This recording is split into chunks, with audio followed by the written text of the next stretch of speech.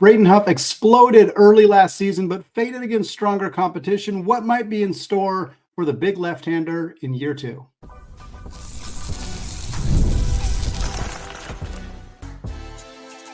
You are Locked On Zags, your daily podcast on the Gonzaga Bulldogs. Part of the Locked On Podcast Network, your team every day. What is going on, y'all? Happy Tuesday, and welcome into the Locked On Zags podcast, part of the Locked On Podcast Network, your team every day. I am your host and longtime Gonzaga podcaster, Andy Patton, here to bring you news and updates on all things Zag athletics. Today's episode of Locked On Zags is brought to you by FanDuel. Folks, place your first $5 bet, and you will get started with $200 in bonus bets guaranteed. Just visit FanDuel.com to get started. Well, we are continuing our player preview series here on Locked On Zags, discussing every player on Gonzaga's roster. We're talking about their history, how they ended up here in Spokane. We're talking about their best and worst case scenarios for this upcoming season. And then we're closing out the show talking about their expected role this year, their future, how many years of eligibility they have left, what their role might look like in future seasons. And we'll even talk about their NBA aspirations as well. We are about halfway through these player previews. We're going to see if we can squeeze them all in before the first game against Baylor on November 4th. We might have a few spill over into the start of the season. We've talked about Ben Gregg. We've talked about the newcomers, Michael Ajayi and Caleb Battle. We've also talked about Ryan Nembhard and Dusty Stromer. And now we're talking about another big in that front court, Braden Huff. Braden Huff's a four-star power forward from Carroll Stream, Illinois. Played his high school basketball at Glenbard West High School, was a prolific high school basketball player. Mr. Illinois, the best player in the state of Illinois. That is very, anytime you're the best player in your state, that is a tremendous accomplishment. But to do so in Chicago, where there is tons and tons of electric, super exciting high school basketball being played, is a fantastic accomplishment. But Braden wasn't really all that highly regarded by the recruiting services. He was the 93rd ranked player in the 2022 class, according to 247 Sports. They were higher on him than basically everybody else, and they just snuck him into their top 100. I think ESPN had him just inside the top 100 as well, but On3 had him barely in the top 150. I don't think Rivals even had him ranked. On3's composite rankings had him 144th national, 247 Sports' composite rankings had him 144th nationally, despite having him 93rd in their own class. But he got a lot of high major attention despite being barely a top 100 prospect. He ended up committing to Gonzaga on September 27th, 2021. That was over offers from Wisconsin, Creighton, Northwestern, and Virginia Tech, among others, but those were the high major offers that we know that Braden Huff had. He chose to come to Gonzaga instead of going there. And at the time, or after that, when kind of evaluating Gonzaga's recruiting class, Braden Huff was the only one, and it was kind of coming off the heels of the Chet Holmgren and the Jalen Suggs and the Hunter Salas and the tricky trio with Dom and Julian in that class alongside Suggs. And it felt like kind of a letdown. We've kind of seen this with Gonzaga where I shouldn't say nobody. John Calipari and a few other coaches are getting like 2 to 3 5-stars every single year, but they're also churning out 2 to 3 5-star one-and-done players every single year. And I think for Gonzaga, they don't have this rich history of landing multiple 4 or 5-star guys per year. And so I think coming off of a couple of years where that happened with Suggs and Chet and Hunter and those guys, seeing a one-person class that was a barely top 100 prospect in Braden Huff, I think some people were a little bit like, there was some concern. It was kind of right after Tommy Lloyd left. There was concern that Gonzaga's recruiting was going to take a dip, things like that. And then when the season starts, the 2022-23 season, Braden Huff ultimately ends up redshirting. Not a shock there. He was behind Drew Timme, Anton Watson, Ben Gregg, and Efton Reed, all in the front court. There was no room for him to play any kind of role. We weren't sure what we had in Ben Gregg. He ultimately ended up taking over that third big role from Efton Reed. And then after the season, Reed ends up leaving, and we end up getting to see Braden Huff step into that bigger role. Drew Timme also left after that season as well, after his fourth year of eligibility. But one of the things that happened after that year ended is there was a lot of talk about Braden Huff from the players. Drew Timme said he's like, Braden Huff's going to be great. You guys are going to love having Braden Huff. He competed against him every night in practice, every day. He knew this kid was fantastic. He said he's going to be a big part of the team next year. Julian Strother said it as well. And when players bring up guys like that unprompted, I always like to pay attention to it. Players are always going to gas each other up. If you ask a player about another player who's on his team, they're never going to say anything negative. But if they're not being prompted to ask about Braden Huff and they're choosing to tell you, same with coaches. You take everything a little bit with a grain of salt, but there was a lot of smoke from players that, hey, this is a kid who's going to be really good. And guess what? They were right. We didn't know what his role was going to look like coming into the 23-24 season. It's easy to look back with hindsight and be like, oh, wow, we should have known he was going to step up. But there was not a lot of certainty. If anybody feels like it, go back and listen to my preseason preview of Braden Huff last year. We had no idea what was going to happen, what exactly this was going to look like. But we got a pretty good idea very quickly because at Craziness in the Kennel, Braden Huff looked amazing. Everybody was talking about Braden Huff after Craziness in the Kennel. He looked very clearly like somebody who could contribute to this team right away. And that's what happened. In his first season, his redshirt freshman year season with the Gonzaga Bulldogs, Braden Huff played in 35 games. He averaged 13.5 minutes per game. He averaged about 9 points, 3.5 boards, and just under 1 block per game. He shot 70.1% on two-pointers. That was the top mark in the conference and 13th nationally. He also shot just under 34% from three on about 2 attempts per game. He was about 55% from the free throw line. That was an area of concern. A lot of people like to compare him to Drew Timme. That would be an area we would like to see him be better than Drew Timme. So far, not so good in that specific area. But here's the thing about Braden Huff's freshman season. He did a lot of damage against not very good teams. He didn't do very great against teams that were at all good last year. He had 19 points, 9 rebounds against Yale in the season opener. Yale was a pretty good team. That was one of the best games Braden Huff had, and it was the first game of the season. 7 of 10 shooting for him in that one. 23.6 rebounds in a limited role against Eastern Oregon, but Eastern Oregon is an NAIA school. Then in the 3 games that Gonzaga played in the Maui Invitational, he averaged 5 points and 3.7 rebounds, shot under 36% from the field. That's a 5-game microcosm of Braden Huff's entire freshman season. Let's extrapolate a little bit more.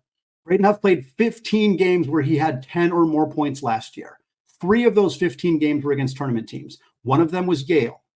The other 2 were Kentucky, where he had 12 points and 3 rebounds. They were a horrendously defensive team, or bad defensive team. The other was Kansas, where he had 11 points on fairly inefficient shooting, and that Kansas team was pretty banged up. He also had 13 games where he scored 5 or less points, and that was basically every other good team that Gonzaga played. All 3 times they played St. Mary's, Purdue, when they played San Diego State, when they played UConn, when they played UCLA, when they played UW, the 2 times they played San Francisco.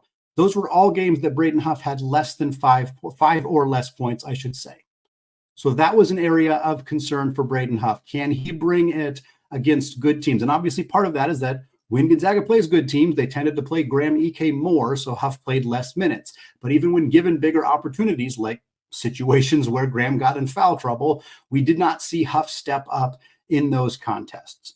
Overall, though, an incredibly productive and very high usage player for the Zags in his freshman season. Using per 100 data, which is your stats extrapolated across 100 possessions, Braden Huff averaged 39.8 points per 100 possessions, 14.5 rebounds, 2.9 blocks, 7.5 fouls. That's not great, but that's an area of growth as well.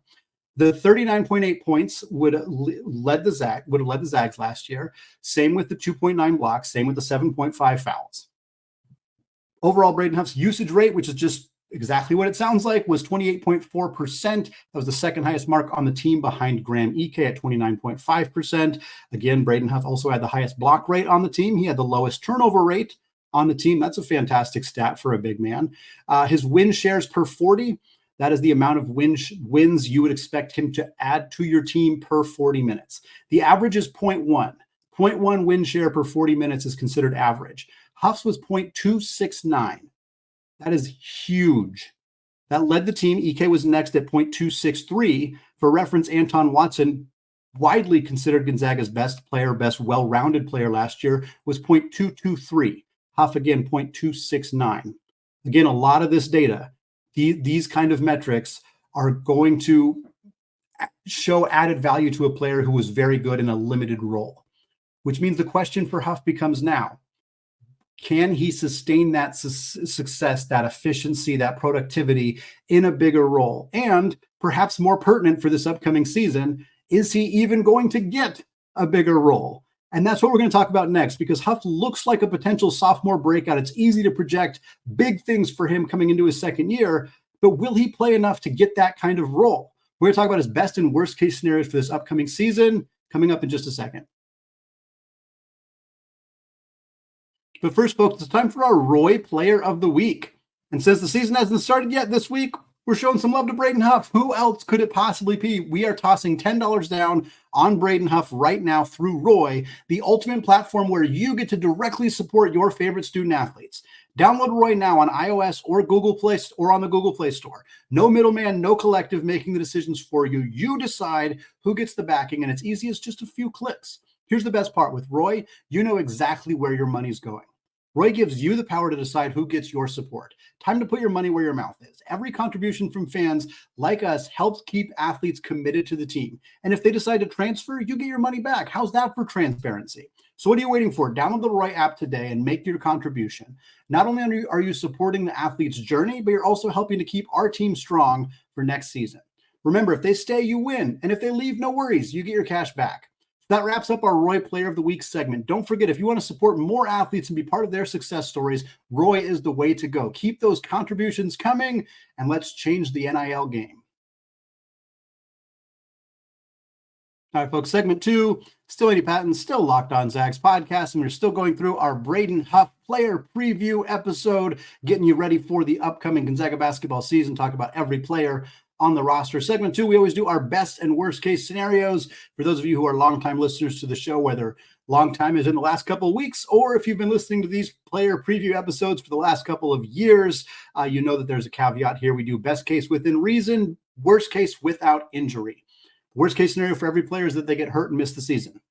Obviously, if injuries are a part of a player's past and they're relevant to the conversation, we will discuss them, but otherwise, they're not really something we're gonna dig into. The best case is within reason. If a player's best case scenario is that they win National Player of the Year, that's what we're going to say. If it's not, well, we're not going to necessarily go that route. With Braden Huff, the best case scenario for him really is just consistency. He's more consistent against all opponents on both ends of the floor. He's not just somebody you can rely on to go give you 20 and 10 against bottom feeder teams outside the top 300 in KenPom, the bottom 4 teams in the WCC. But you know he can go out and give you a good, productive, efficient game offensively and defensively, no matter what the opponent's jersey says. The best case scenario for Braden Huff offensively is that he continues to be nearly automatic around the rim. 70% on 2-pointers last year. A best case scenario would be improving on that, but it's not like he's going to go out and shoot 90%.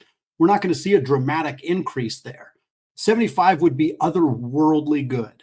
But really a best case scenario for Braden Huff is just that number maintains, because Gonzaga's playing a better schedule this year.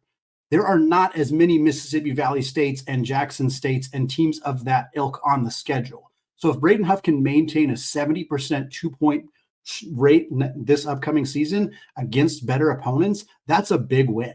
That's a best case scenario right there. The best case scenario for Braden Huff is that we see that by more versatility, more post moves. He's already looks very, very comfortable with the ball in his hands on the block. But in the best case scenario, that continues to grow. He can move both directions. He can spin to the baseline. He can spin into the paint. He also is more confident making quicker reads with the basketball. Doesn't get stripped by guards when he puts the ball on the deck. That was something we saw from him last year. And his turnover numbers were very good, but that was still something that can be cleaned up for him. The best case scenario for Braden Huff is that he is improved as a passer.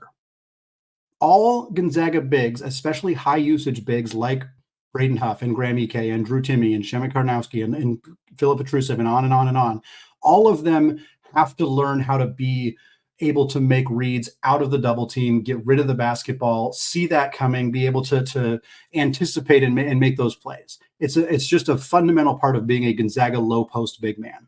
The best case scenario for Braden Huff is that we see that development starting next year. He did not have a lot of assists last year. He had 18 assists and 14 turnovers. Not a lot of either of them. The best case scenario is we see more assists. He distributes the ball better. Teams are not able to automatically double team him and know that he's either going to force up a shot in double coverage or he's going to turn the basketball over. The best case scenario for Braden Huff is that the outside shot is more consistent as well. It's about 34% last year. He's got a really smooth stroke. Wouldn't surprise me at all if he's capable of shooting 40%. A jump from 34 to 40 seems like a lot, but in a best case scenario, that's where he's at. He's 40%, at least very close to 40%. I don't think he's going to become like a high volume 3-point shooter. That's not really something that is asked of Gonzaga bigs who are also low post efficiency machines, the way that Braden Huff is. So I think in a best case scenario for him is more that he's still a 2, maybe 3-point attempts per game type guy, but the efficiency is just much higher. And he's a lot closer to that 40% mark. The best case scenario for Braden Huff is that the free throw shooting last year ends up being his career worst. 55.5% looks like an anomaly when all is said and done. And this season, he's closer to 70%. It seems like 15% is a lot of growth, but free throws can vary significantly.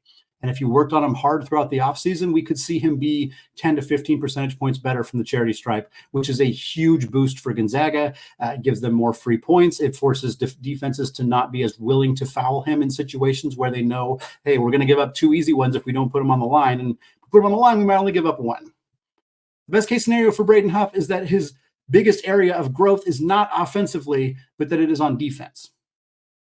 That the strength that we know he gained over the offseason. Mark Few's talked about this multiple times. He said it to me at WCC Media Day. Braden Huff's gotten a lot stronger. This was a fairly obvious development. Him and Dusty Stromer needed to get stronger. There was no reason that the staff wasn't going to lock them in a weight room all summer and make them get stronger.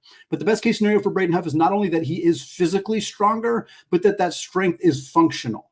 He can utilize it well on the defensive end of the floor, and it doesn't slow him down. Laterally, his lateral mobility is already just average. And in a best case scenario, that doesn't suffer because of his added strength. He can push more physical bigs around and doesn't just get bodied by some of those guys. And he can also move laterally enough that he hedges screens successfully, and he's not put on skates by opposing guards the way that he was at times last season. The best case scenario for Braden Huff is that he's a WCC 6th Man of the Year candidate. That might be difficult because of his teammate, Caleb Battle, or depending on the Gonzaga starting lineup, one of Caleb Battle, Ben Gregg, or Mike Lejaye is going to come off the bench next year. All of those guys, whichever one it is, probably a more likely 6th Man of the Year candidate than Braden Huff. But a best case scenario is that Huff is also in that conversation. Maybe he has a good enough season that he truly is the 6th Man of the Year. It's not out of the question that Braden Huff could put up enough numbers to be an all-WCC second teamer, or at least an honorable mention. What are the worst case scenarios for Braden Huff this season? Well, really, it's going to come down to how much does he play? Graham Ike is back. Ben Gregg is back. Mike Lejaye replaces Anton Watson. They're not exactly the same player, but they're going to functionally play similar roles. And in that situation, where does Braden Huff's growth come from in terms of minutes per game?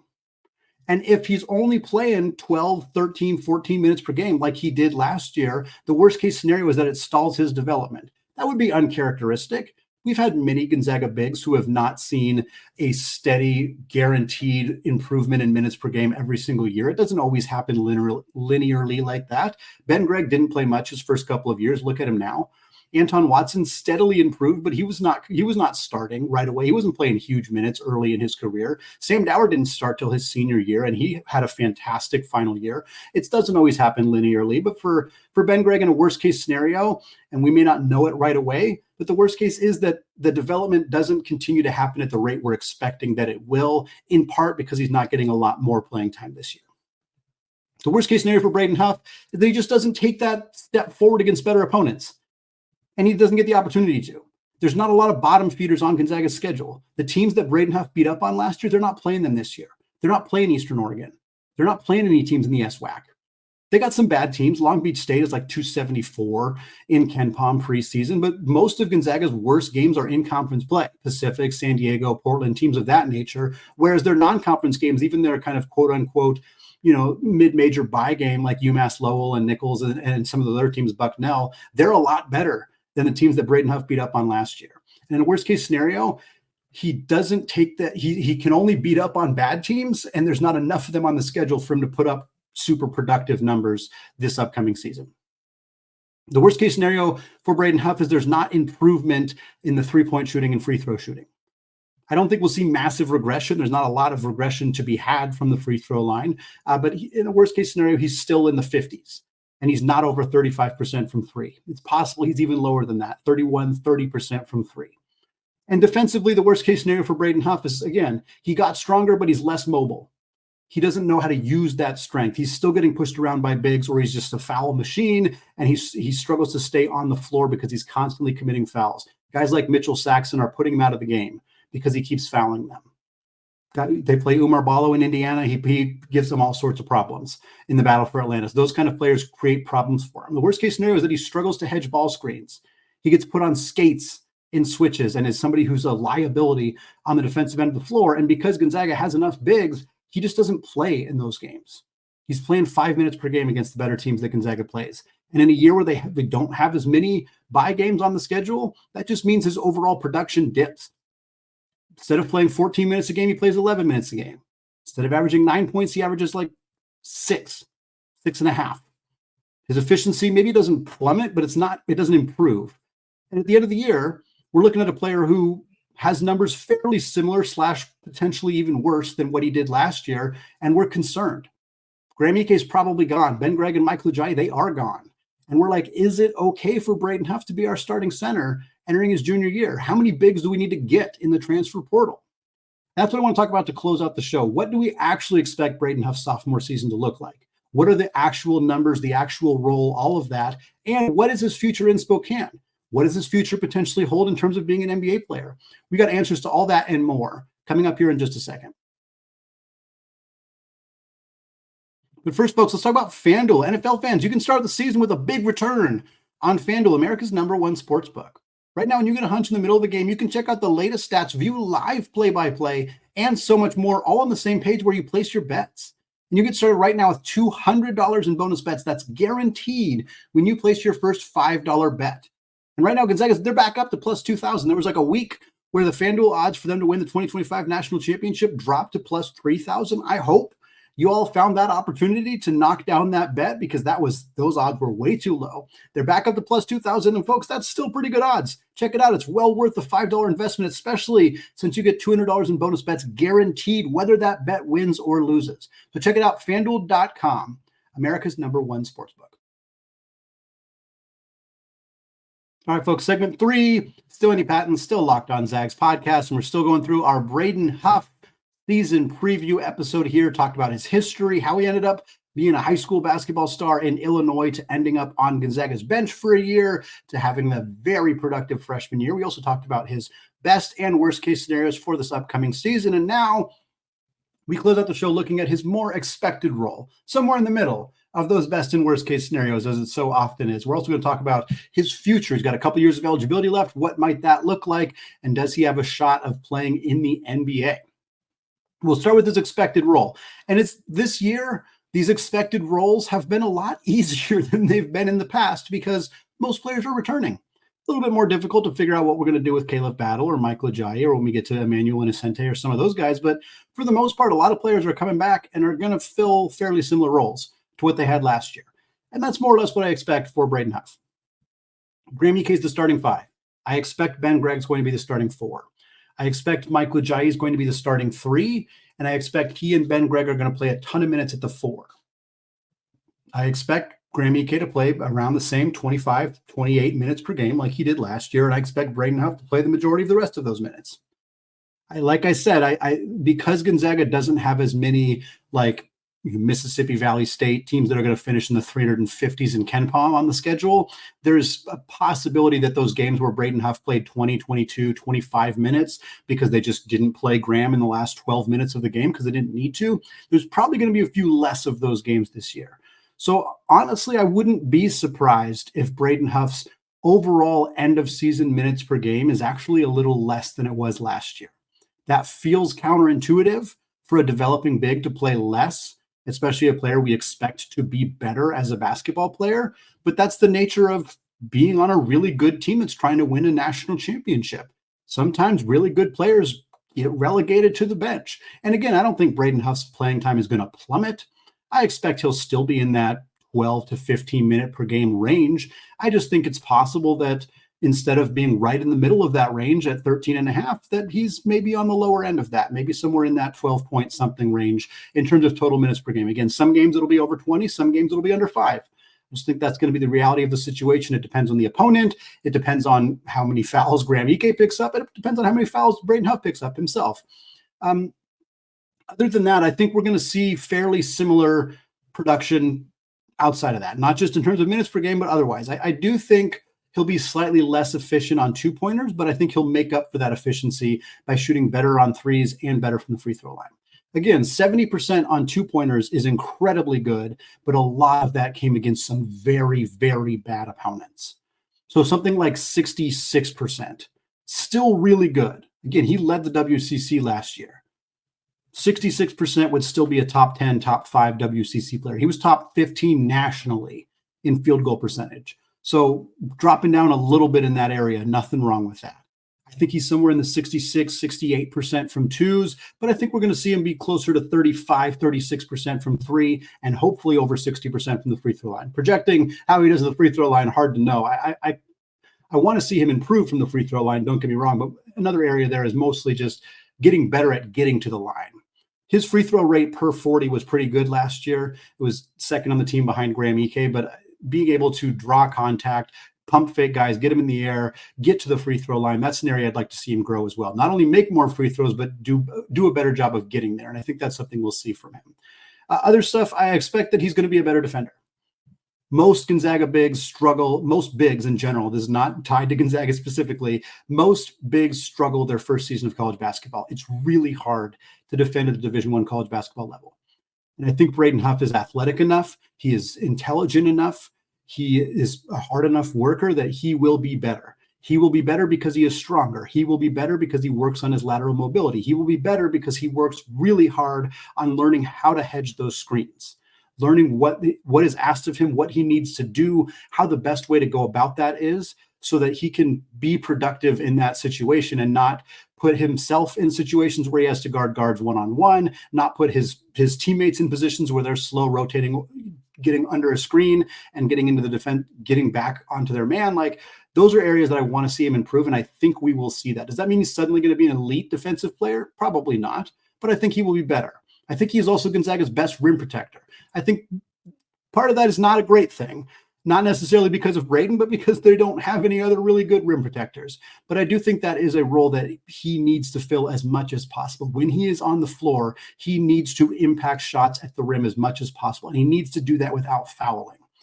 I think that we will see him improve in that area, but again, he's not going to be perfect. Most Gonzaga bigs have taken 3, sometimes 4 years to get good at using their body without fouling. Shemek Karnowski was so good at that as a fifth-year senior. Pretty much every other year, that was an area of where he struggled. So seeing that growth from Huff would be huge if he was much better in that area this year. But I think more likely we'll see incremental improvements in those kinds of spaces. Overall, I'd expect similar numbers, maybe slightly down, something like 8 points, 4 boards, a block-ish per game. Somewhere in that realm is what I would project for Huff this season. And in terms of the future, that's a great question for Huff because Ben Gregg's gone after this year. This is it for Ben Gregg. This is it for Mike Lejayi. It does not technically have to be it for Graham Ike. The majority consensus is that this will be Graham Ike's final year of college basketball. We don't know. We don't know for sure. He does have another year of eligibility because of the COVID year, because of the fully missed season with an injury, but I don't think that he will be coming back. The general consensus is that after this season, going into the 2025-26 college basketball season, Braden Huff and Ismaila Diani might be the only returning bigs on this roster. Depends on Jun Suk Yo. A, depends if he comes back. B, depends if you consider him a big. He's kind of more of a 3-4 hybrid. Either way, pretty likely that Braden Huff is your starting center entering his junior year in 25-26. And I think if this season goes as we expect it to, even if those numbers, stay about the same as they were this last year, people are going to feel pretty comfortable with him stepping into that starting role entering that season. The Zags will need to add some bigs. It can't just be him and Diani. That there's going to need to be some more guys there. Some transfers, almost certainly. Maybe they do add a transfer center and Huff plays more at the 4.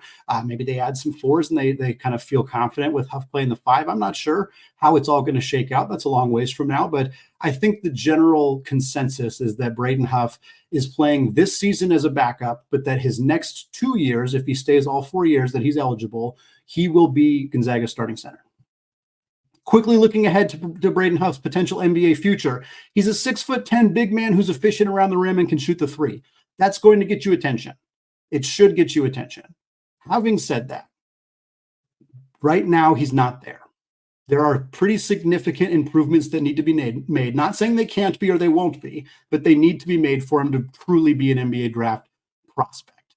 Most of them are on the defensive end of the floor. Right now, Braden Huff does not look, frankly, anywhere close to being an NBA caliber defensive player in the front court. He needs to be a lot better on that end of the floor. He needs to prove that he can be a switchable big. And Gonzaga bigs always struggle with this. That's why Drew Timme's not sticking in the NBA right now. Because Gonzaga doesn't ask their bigs to defend guards. They're not asked to play that role. Right now, there's not any indication that Braden Huff could be a switchable big in the NBA. And with his three-point shooting being more of a potential than an actual reality for him right now, he's a big who maybe can shoot threes but can't defend. His low post scoring ability is tremendous, but it's not a skill that's valued in the modern NBA. So right now, no, Braden Huff's not an NBA prospect in the sense that the skill set and the talent he has currently displayed at Gonzaga is not enough for him to be an NBA prospect. But if that three-point shot ticks up, the form looks good, the stroke looks good, he's 36, 38, 40% from three. If he looks like he's got more lateral mobility, he's got more functional strength. When he is asked to defend in space, he's capable of doing it. Then he starts to pop on that NBA draft radar. I think he will get NBA attention at some point. It's not going to be this year, which is good news for Gonzaga fans because we need him to be our starting center after this season. But once he has a productive season as a starting center for Gonzaga, at that point, he starts getting some NBA love, especially if he's knocking down three-point shots and defending well, things that we haven't seen from him yet. But again, he's only played 1 year. So we got a lot of opportunity to continue to grow in this system. It's going to wrap it up for me today. Thank you so much. Those of you who have made this show your first listen or your first watch of the day. We got more of these coming your way in the next couple of weeks as we get ready for the start of the Gonzaga basketball season. We'll talk on our next episode. Nick Comenia is committing to either Gonzaga, UCLA, or Duke. We're going to find that out on Tuesday. We'll talk about that on Wednesday's episode. Again, we got more player previews. Then we're going to get you ready for that scrimmage game against USC on Saturday, and then that scrimmage against Warner Pacific next week before we get into real basketball starting against Baylor on November 4th. Thanks again, folks. And until next time, as always, go Zags.